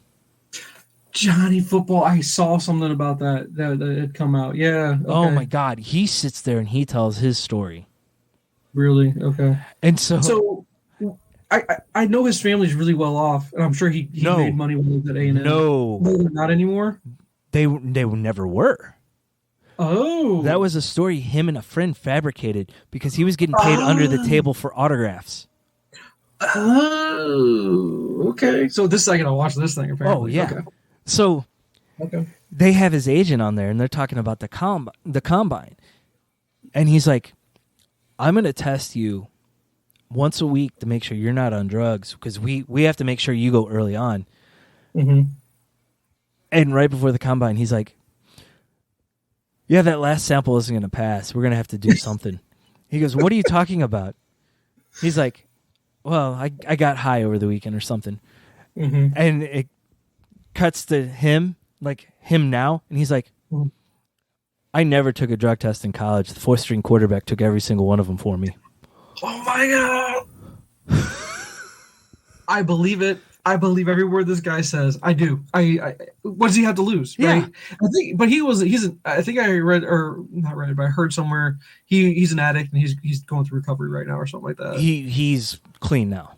He's clean now. Yeah. Okay. But because it drove him away from his family because he was living this lifestyle and they were trying to get him clean. He went to rehab a few times and it just didn't take. Yeah. Yeah. So, okay. Yeah, I can't wait to watch that. Gotta watch it. And it's only like an hour and 15 minutes, so. But hey, he was a phenomenon there for a hot minute. Yeah. So he had a friend in high school that was like his business agent in college. Mm-hmm. And he's the one that said, look, we're going to say your family was rich. They had old oil money. Huh. Because they were from Texas. And no one looked into it. Someone goes, between this and the Manti Te'o story, there's so much lying. Much lying in college football. A meme came out. I saw it today, and it said, where was the media in 2012? And it showed Manti Te'o and Johnny Football. And so much lying. They've been lying to us all along. Yeah. Number 1 and 2 in Heisman ranking. Yeah. God, it was so good.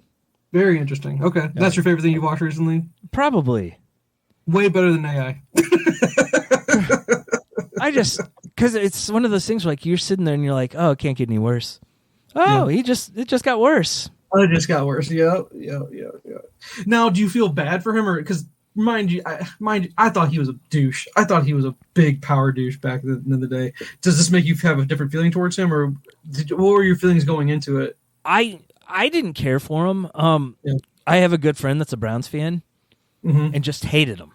Oh, of course. Why wouldn't they? Yeah. and so that was my perception. But like, he's like, look, this is who I am. I'm not trying to hide it. I wanted to have fun. I was living my life. He's like, you put this stuff in front of anyone, they're going to try to have as much fun with it as they can. Yeah. And he had a stretch run there that who wouldn't give that? Who wouldn't love that lifestyle there for a little bit? Totally understand. He was talking, I think it was his second year with the Browns. On a Saturday, he had nothing to do, so he flew down to Vegas. He's like, I'll be back by game time tomorrow. And they canceled the last flight out. And he's like, oh, no. He's like, fuck it. I'm just going to go for it tonight. He took pictures with everyone. He just got wasted. Oh, my God. Oh, no. Yeah. Good Lord. All right. The segue off that, Dark Side of the Ring. Oh, no. Which one is this one? Well, let's see. Doink the Clown was really good. Okay, good. Junkyard Dog was tragic because he seemed like the nicest guy and just couldn't make it. But the craziest one has been Abdullah the Butcher. I don't remember him. I vaguely remember him. Okay. But he was like the biggest culprit of blading. He was just known as a beast. He wasn't a huge guy, but he was just crazy. And he would come out with a glove with razor blades on it. Oh, no. No. And so, like, he bladed all the time. But apparently he never changed the razor blades out either. Oh, no. So much disease. So Jesus. I guess it was late 90s, early 2000s, he took on this protege. And this guy was starting to make it big, and he was about to get a contract with WWE. And they said, we can't sign you. You have hepatitis. And he's like, no. How could this have happened? And he blamed Abdullah and sued him. Okay. Because there is footage from a match where he cuts himself with a razor blade and then cuts this other guy with it, too. He's like, I had to have gotten it from him. Yeah. That makes sense. Well, maybe. I don't know how you prove it, but okay. So this other guy gets famous probably 2 years ago because he takes a metal spike and starts stabbing the referee in the head with it. Okay. He was supposed to make the referee bleed. He stabbed him like 10, 12 times and had to be separated. Oh my God. It's like, this was a big thing in the wrestling world at the time. Yeah. So he almost murdered somebody. Almost. But the episode ends and like Abdullah the Butcher has no money, nothing from his time of wrestling, because he never went to school. And him and everyone around him, like, he doesn't know how to read. He doesn't know how to write. So he was signing these contracts and didn't know what was on them. When he had the lawsuit from the other wrestler, he didn't know what was going on. So he's lost everything. Yeah. But then you like get these other wrestlers he toured with, like Mick Foley. It's like, I didn't know he couldn't read. He could order off a menu at a fast food restaurant. Yeah. So it's like, what side do you believe? But it was just a tragic, tragic story. Yeah. Wow. Yeah. Wow. That's awful. In this day and age, not being able to read and write, Yeah. I guess it still happens, I guess. Yeah. That's pretty tragic. That's for sure. Yeah. So, and then we'll jump over to books. I finished Nice House by the Lake, Volume 2. Okay. Still good? It's a crazy book. And at the end of it, it says end of real one or something. The whole story is about to change because of how it ended. Huh. Okay. That's it. Well, that's interesting. Yeah. And is this done or is this still ongoing? It's still ongoing. There's only 2 trades of it out, so I'm tempted to buy it. Yeah. Well, you're in now. Might as well keep going. Yeah. You're way in now. Yeah. I got Batman and Robin Volume 1, the Morrison run. Yeah. Because I hadn't read it. Super good. Super good. I got to find the rest now. Yep. I put in a hold at my library, but they're shut down. I probably won't get them for another week. Because I think what's this one I'm reading here? I think I had that one. I'm looking at my shelf here real quick. Actually, you probably, I don't know where this falls into the reading order. Batman and Son. Did you pick up Batman and Son at any point? No, I haven't. Okay, you need to pick up that one. Okay. But yeah, no, the Morrison Batman stuff is great, and coming from the guy that does not like Grant Morrison at all. Do it. Next one was Saga the Swamp Thing, Volume 1. It's the old Alan Moore run, which is supposed to be incredible. I have it on digital just to have it because I feel like I need to get around to reading it someday because Alan Moore Swamp Thing is classic. Yeah, just never actually broke it open and read it yet. It was interesting. I think it's like a normal book where the first arc is maybe the slowest. So I'm looking forward to picking up the rest of it. Yeah. I don't know. I'll get around to it someday, maybe. I don't know. Yeah. I hope so. I hope I get around to it. You know what book I have that I'm curious if you've read or not? Mm-hmm. I picked it up on a whim because it's like $1. It was one of those Comixology sales. Yeah. Did you ever read Sex Criminals by Fraction? I have the first trade. Did you read it, though? I did. It's so interesting, and it's something I would like to go back and finish. Okay, so it's worth my time. I need to go back at some point and read that thing. Yeah. Because I was like, I need to read some... no, I don't. I'm still reading Flash. I'm still on the second trade of Flash, and I want to really get deep on my Flash, but I swear to God, this summer I've not had time to sit down and read anything. I feel like I don't know what's going on with my time. I just don't feel like I have any time to do anything. Yeah. It's just I'm just not. So I need to get around to it, and I just need to hunker down and start reading again. I don't know. Well, but that's on my list of stuff I have. And when I heard you say the Saga, I thought you said that I was getting excited because I was like, hey, Saga. I love Saga. Where did you drop off, or are you still picking it up? No, I was picking it up for a while and then stopped because of money. And then I went back and got all the trades. Okay. And so I stopped when he stopped, I think. Yes. If I remember, because he took a big break or something like that. Yes, and I picked up the first issue when he came back. And I'm like, well, I have all the trades. I'm not going to sit here and pick up the floppies then. Yeah. So I'm going to go back and get the trades I'm missing of the recent stuff. And I think he's getting pretty high in the number of trades on that one, too. Yeah, and I'm pretty sure he said he had a finite story for it. So. Okay. All right. So. Another book I will never get around to. Yeah. So I talked about this a few weeks ago. I read Volume 1 of Air. Well, I finished the story. It was the G. Willow Wilson weird flight attendant story. I vaguely remember you talking about this. So it was a Vertigo book, and it's about a new form of energy for travel that different agencies are fighting over. So, like, I think CIA was one of them, and one was this plane company that this girl worked for, and it's a whole trippy concept with time travel and people who can just kind of imagine where they want to go and end up there. Mm-hmm. Weird story, but I enjoyed it. Probably, if I rated it, it'd be like a 4 out of 5 for the full series. Who's the writer on that again? I'm sorry. G. Willow Wilson. I believe she created Kamala Khan. Okay. Yeah, G. Willow Wilson. And let's see. Ongoing comic series posted by American company DC. It's a Vertigo. Yeah. Like you said. Okay. This launched in 2008. Yeah. Okay, so this is an old one. It's an Eisner Best New Series. It won Best New Series back then. Okay. It would make sense. I mean, I think when I talked about Volume 1, I said it's the with the flight attendant with Kaylee Cuoco on HBO. Yeah, okay. Written by Grant Morrison. No. Oh, okay. All right. No, it would be that series if it was written by like Grant Morrison or somebody like that. Oh, okay. Gotcha. Yeah, I'm pulling. The cover art's pretty cool. Yeah. Okay. Interesting. I mean, I found the first trade for 99 cents, and I found the other ones for probably not even $5 a piece. So. Oh well. Okay. Yeah. And how long of a series was it?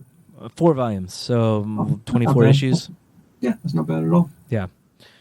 And so now I'm working on Die by Kieran Gillian. I don't even think I could get into it because I'm not a Dungeons and Dragons guy. I like fantasy stuff. And see, so you liked Fables by Willingham or whatever? What was his name? Willingham. Okay. I couldn't even. I tried it one time, Jay. No, just not for me. I thought it was great. I like a lot of fantasy stuff, and so this is kind of real world mixed with it. These kids get pulled into a fantasy world that their friend sets up for them. Really crazy. I'm more reading it to see how this world got set up and where it ends. Mm-hmm. I picked up Volume 1 when it came out, and it was really good. And I picked up 2 and read it like a year later and didn't remember much of 1. Mm-hmm. And then I picked up 3 and never read it. And a couple months ago, I was looking, I'm like, never finished the series. There's only one more trade. I went ahead and bought the trade. Now I'm finally sitting down and just going to read through it real quick. Yeah. While I wait for Batman and Robin. You know what I still need to finish is Kill or Be Killed. I still haven't finished that one yet. Yeah. Did you finish it? No. I have the first trade of it. I've read all of it. I need to read everything past the first trade. Okay. Yeah. Still need to get back there. Yeah. And then I went to our St. Charles Library had a book fair last weekend, and they had graphic novels, and I bought Williamson that's doing the new G.I. Joe, right? Yeah. Mm-hmm. Yeah. He had an image series called Birthright. I read it. It's good. Okay. I picked up the first 3 volumes of it for $2 a piece.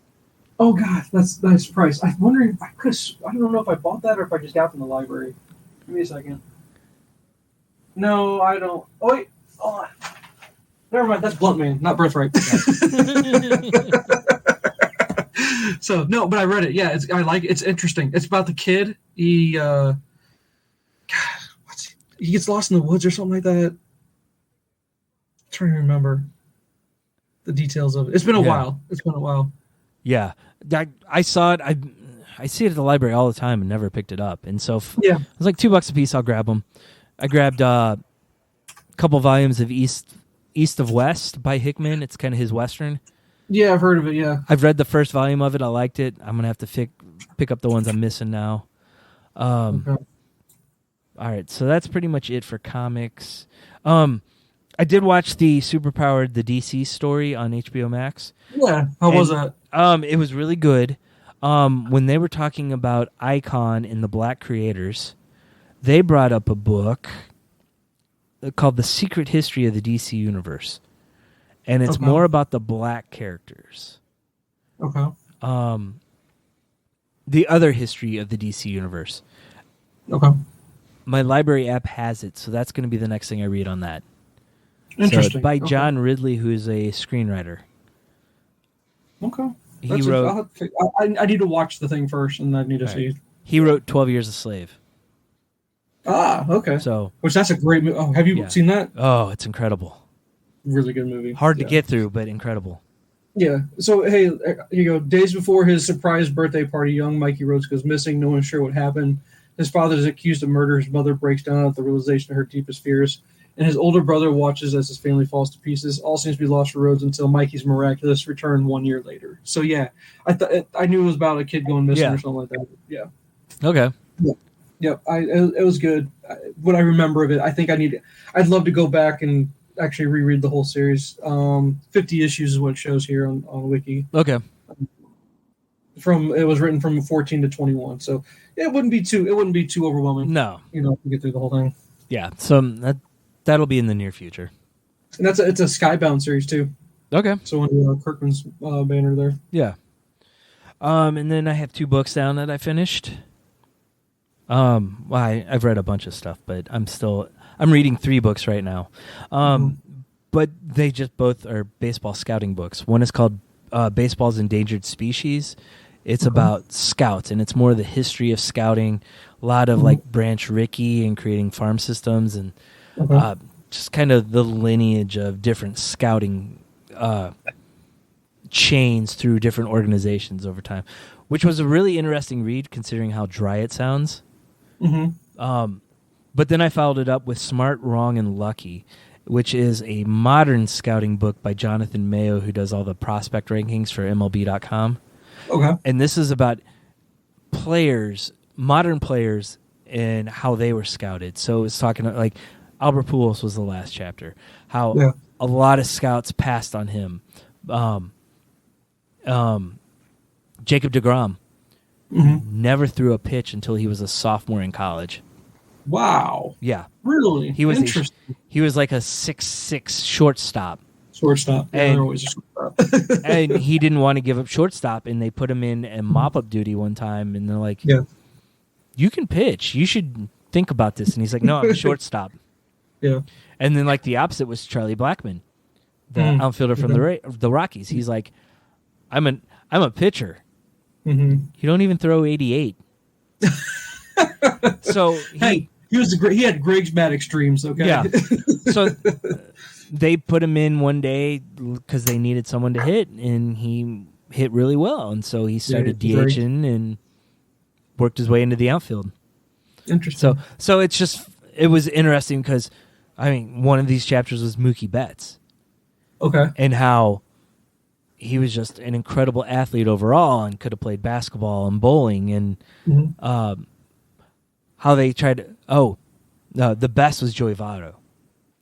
Joey Votto is... He's a character. He played at a small school in Toronto. Okay. And no one knew of him, and he just happened to go to a showcase where a Red Scout saw him. Okay. And said, they're like, we're not telling anybody. The scout and the scouting director did not tell anybody about him, so because they didn't want to draw attention, so other teams would go watch him. Sure. And one of the GM's inner circle guys was good friends with someone from the Brewers, who would sit there and talk. They would talk about who they were looking at. So they didn't even tell the GM about him because they didn't want it leaked to the Brewers. Wow. And so the Yankees were flying him to Columbus, Ohio to try him out. And the Reds are like, look, we're going to pick him up at the airport, and you can pick him up at our stadium. Okay. And so he went out. Ken Griffey Jr. was there because he was on a rehab assignment and at the stadium, and Johnny Bench. And so he went up to Johnny Bench and talked baseball. And then when he's up taking batting practice, he sees Griffey. He's like, hey, Ken, look at me. And he starts imitating his swing. Oh, and the scouting director's like, oh, my God, stop doing that and just hit. And he did well enough that the GM is like, who is this kid and why are we just seeing him now? This was like 2 weeks before the draft. Yep. And so they were able to sneak him through, and the scouting director and the scout were fired. Oh no! Seriously? Seriously, the scout was fired not on the spot, but within weeks of the draft, and the scouting director was not. His contract was not renewed after the season. That's garbage, man. That's garbage. They did the right thing. Yeah, the GM now is like, do I regret doing it? Yeah, but at the time, they didn't trust me, so I needed someone there I could trust. That makes sense from his standpoint too. I get that. So that's a good book. That's a good book right there. That's awesome. That's a really cool book. And the other one does sound a little dry though. Not gonna lie, the other one sounds a little dry. Yeah, but I mean they were good to read back to back because you get the historical stuff and then you get the recent stuff. Yeah. So, I'm right now. I'm reading. It's called Old Man War. Okay. It's a sci-fi series about in the future, humans have started moving off the Earth, but it's all through a corporation. The corporation picks who goes. They have their own security force too, and they've set it up so when you get to the age of 65, you can enlist, and when you turn 75, you're sent out to go fight. Whoa. No one knows any of the details, so once they get there, they get new young bodies that are genetically enhanced. Oh, that's kind of cool. It's a cool story. Okay, where'd you hear about this one? I had seen something about it, and then I was talking to a guy at work who's big into sci-fi, and we were just comparing like what we've read, and he recommended it, and so I found used copies of the books pretty cheap, and I've got the first 3 of them to read now. And oh God, how big of a series is it? It's only 3 or 4. Okay, so it's not too bad yet. There's got to be a series these days. Oh, I know. God, you make money with one of them, they're gonna keep milking it. Yeah, you're right. So it's pretty good. That's an interesting concept. That's pretty cool. Yeah. And then I got the big Marvel book that came out, kind of the history of the Marvel Universe. I'm pulling it up. I can't think of the name of it right now. All the Marvels, A Journey to the Ends of the Biggest Story Ever Told. Oh. Yeah, I was trying to pull something up, but I don't see any. That's definitely not what Google found. So what's it called again? I'm sorry? All of the Marvels? All of the Marvels. It came out in 2021. Okay, so it's newish. Yeah. Okay. Yeah, all right. By Douglas Wolk? Yep, Douglas Wolk. Okay. And then I'm reading Fairy Tale by Stephen King. I've not heard of Fairy Tale. I think it's his newest book. Okay. It's kind of horror, kind of fantasy, and it kind of rewrites a lot of the fairy tales we know. Okay. But like the first third of the book has nothing to do with any of that. And it really sucked me in, and once it gets to the fairy tale part, it's kind of slowed down for me. Okay. So hold on, I want to read a synopsis of this. I'm reading the first ever reckoning with Marvel's interconnected 500,000-page story, a revelatory guide to the epic of epics and to the past 60 years of American culture from a beloved authority on the subject who read all 27,000 plus Marvel superhero comics and lived to tell the tale. So this is just a fan retelling what's happened in the Marvel Universe? It sounds like it. I'd seen something. It's mostly gotten. It's about 4 out of 5 stars on reviews on Goodreads. 4.5 on Amazon here. I just thought it sounded interesting, so I grabbed it. This is great if you happen to be the target audience. This guy read all the Marvel comic books, which are somehow tied together to form the Marvel Universe. It excludes ones like Millie the Model, although it references her. I never heard of Millie the Model. He started at 1961 and continued through about 2015. This is useful for someone who stopped reading comics years ago, but I'm curious about anything good which I may have missed. He fills in the information based on reading the most people have not done. Plus, he draws together some very interesting threads. At one point, Marvel was publishing comics for girls. Huh. Mm-hmm. Yeah, they had like romance comics in the 60s. Okay. Yeah, it was Linda Carter, student nurse. He spent a whole chapter on that book. That's what it said here. It's a gushy, girly comic where the novice nurse finds romance and job satisfaction. The kicker is that this character, Linda Carter, was brought back 30 years later as the night nurse. Yes. Look at that! Oh, didn't even have a clue. Look at that. Yeah. Clandestine clinic to patch up superheroes injured in battle. Did you get to that point in the book already? Oh no, I just started it last night. I'm like 10 pages in. I'm sorry, I just spoiled something. I apologize. This is from a review, though. I'm not reading it now. Oh boy, just burn it. Just burn it now. Yeah. So yeah, sheer pleasure for comic fans. Okay, man, that sounds interesting. Yeah. All the Marvels. Okay, something I'm gonna keep my eye out for. Cool. I'll review it for you. I think I have this one. Did you ever read Slugfest? No. Or was that the one I read, or was it Marvel Comics: The Untold Story? I'm trying to remember which one I read. I could have swore I told you to read it. I haven't read either one of those, but I'd probably look for them after reading this one. I think it was Marvel Comics: The Untold Story. You should read that one. Okay. I think that's what it was. Maybe I thought you told me to read Slugfest. Did you have Slugfest? No. Then how did I hear about that one? I'll get around to those someday, maybe. What's funny is that someone bought all three of those together. I was like, yeah, they're all the same topic. So Yeah, of course they would. Okay. Cool, man. All right. Well, I'm down. Very interesting. What's funny though is on here's the comic books that are listed if you look up these books. Mech Cadets Kick-Ass The Exorcist Legacy is a comic book apparently. And then the one I thought you might find the most interesting is the Illustrated Al, The Songs of Weird Al Yankovic. As a hardcover comic book. I'll be looking for that. And The Rocketeer, The Great Race. I was like, yeah, you know what? I always forget that you got the good old Rocketeer as a comic book. Such good. And then here's Sharky the Bounty Hunter. Thought you might like that one. How about that? It's a solid book. And did you ever get King of Spies by chance? No, I never did. Okay. I need to get around to that one too. Yeah. So, all right, is that what you got then? Are you all homeworked out? I'm all homeworked out. Yeah. Man, you crushed this last week, man. You were crushing it. Holy smokes! Nah, this was kind of building up over time. Oh, this is all you just had a bunch. Okay, yeah, gotcha. Okay, well, I got nothing. Like I said, nothing. I've been, unless you're interested in hearing about crab fishing in the Bering Sea. No, not really. And if you ask me, why do I keep wasting my time on that? It's just fascinating to me. It's made up drama. I don't know. I just watch it. I got something for you to look for on YouTube. Okay. Look up MJF Adam Cole. Oh, dude, I know. I let you down. I apologize. I jumped off of AEW a long while back, and I just never got back. I need to. Is there a good way for me to get caught back up from? Because I know I don't think it's a spoiler at all. Where MJF eventually got the belt, right? Yes. Okay, and he won it from Moxley. Okay, yeah. I think I need to pick it up from there. Is there a good way for me to watch something from there to where we are now? Or how much time has passed since then? It's been a little while, but he hasn't wrestled much. Okay. But he started a program with Adam Cole. Okay. And it started with them wrestling a 30-minute match. Okay. And they got to the point where Adam Cole had MJF pinned.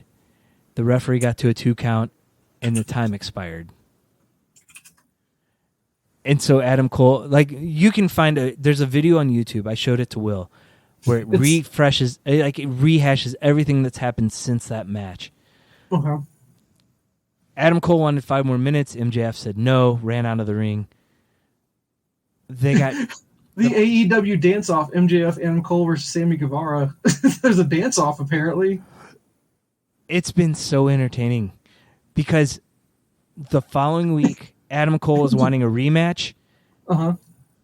Right when they were doing a blind tag team draft, and Adam Cole and MJF got drafted together. Okay. And since then, it's them slowly becoming best friends. Okay. And so, like, they do ridiculous stuff. Like, they go to the gym, and MJF is, like, lifting this heavy weight, and he, like, sees a fat guy, and they start making fun of him. And Adam Cole's like, that's not cool. You can't do that. And they're both like, but you know who he reminds me of? Tony Schiavone. And they both start laughing. And then Adam Cole, like, does the same lifting. You can obviously tell someone's on the sides lifting the weight for him. But he's, like, doing it and making it look easy while MJF was struggling. Okay. It's so... yeah, there's a ton of videos here. I don't even know which one. Where do you start? There was, like, a 20-minute video that had all the best clips of them together. Last night on Dynamite, Adam Cole's like, hey, Max, I got something fun for us to do. Let's go. He's like, all right. And they go to a trampoline park. And Adam Nice. Cole is like doing flips and stuff, and MJF's like, "This is so lame." He's like, "Well, go over there and play dodgeball." MJF's like, "Dodgeball?" And it's all little kids, and he's like hit him in the face, and he's like, "Who's your dad now?" He's like, "I screwed your mom last night." And so like he's sitting there beating these kids up, and Adam Cole comes over and he's like, "You can't do that." And this little girl comes up and like, "What are two old guys like you doing in this place?" And I'm like, "What are you talking about?" And she goes, "You guys are nerds." And she flicks them off. And Adam Cole's like, "All right, one more." And you see him take the ball and just chuck it at her. Mm-hmm. It's ridiculous, but it's so much fun. I'm trying to find a 20-minute video, and I'm not finding one. Now, trust me, there's tons of video out there. There's lots and lots. Yeah. So every week they get a little bit closer friends. The tag team name is Better Than You, Baby. Yeah, I've seen that. Yeah, there's lots of that on here. And the CM Punk comes back. He came back at Revolution, I guess. The first episode of Collision. Collision, sorry, AEW Collision, Saturday Collision. CM Punk returns with plenty to say. That happened on June 16th or June 17th. It was great. He took a couple subtle jabs at the Elite. Okay. They're in separate buildings. So when Collision is recorded, it's Saturday and it's live on Saturdays, and it's pretty much just the same wrestlers for the most part. Okay. There's one pay-per-view they were both on, and they put them on opposite sides of the stadium. So, safe to say that our theory is correct. This was all just a giant work. No, like they're not acknowledging each other. When he it's a giant work, dude. It has to be. I think eventually they're going to get to a point where they'll work together. Yeah. I think he's open to it. I think Kenny Omega is open to it. I don't know if the Bucks are. But okay. I guess the whole point of seeing Punk come back, he had too much money invested in him to not let him come back. Yeah. And he's got his own guys in the locker room like FTR and Ricky Starks and Powerhouse Hobbs. They're all big fans of his. So they've been pulled to the Saturday night show. Oh, so they're doing the whole Raw or Raw SmackDown thing now. This is what they have. It's Dynamite, because it used to be Dynamite and Rampage. Friday show. Is Rampage still a thing? Yes, they do 3 shows now, and it's so for the most part it is Wednesday night they will record the live Dynamite and then record Rampage for Friday night, and then Saturday night they will do the live Collision, and then they'll record Ring of Honor. Oh, good Lord! Yeah, that's a lot to keep up with, and you're still able. How are you able to keep up with all that? Read as many books as you're reading. When? How? How are you doing this? I have it all in the background when I'm working, like the wrestling stuff, because I can tell when something good's going to happen. I can follow the storylines just by listening. Yeah. So, oh boy, I am curious. I kind of want to watch the CM Punk thing just to see what he has to say about it. It was pretty good, though. You're saying he's like David Zaslav calls me the $1 billion man because I'm not one of those fake bucks. Oh no. And then he took another shot later on, and the Young Bucks went to Twitter right away. Mm-hmm. They don't post; they update their profile.